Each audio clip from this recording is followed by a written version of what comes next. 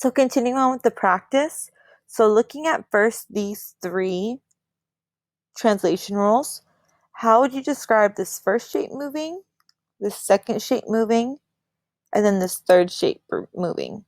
And then lastly, go ahead and if I want you to go ahead and write down, if I want to shift the pre-image 2 units to the right and 3 units down, how should I write my translation in order to make it so that the reader knows I want my pre-image to move 2 units to the right and 3 units down?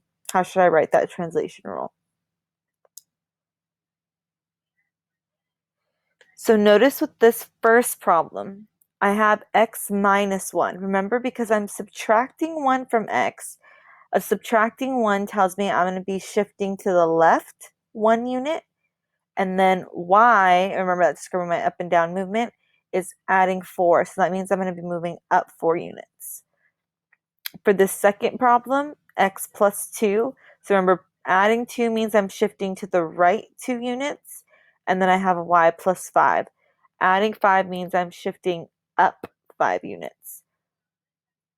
Problem number 3, or example number 3, x minus 3. Remember that minus 3 tells me that I'm shifting to the left 3 units. And then minus 5, since I'm subtracting 5, that tells me I'm moving down 5 units. And then lastly, if I wanted to write a rule that showed a shift for the pre-image of 2 units to the right and 3 units down, since I want to move to the right, I need to make sure that my x value is adding 2, because remember, right means you're adding. And then I want to move my image 3 units down. So that means that I have to go ahead and to move it down, I should be subtracting 3 from my y. And then lastly, the second way to describe the translation. So we have this first format showing the original point x comma y is being transformed x plus 4, y minus 2. So we have that way that we just did it. I'm using the translation rule.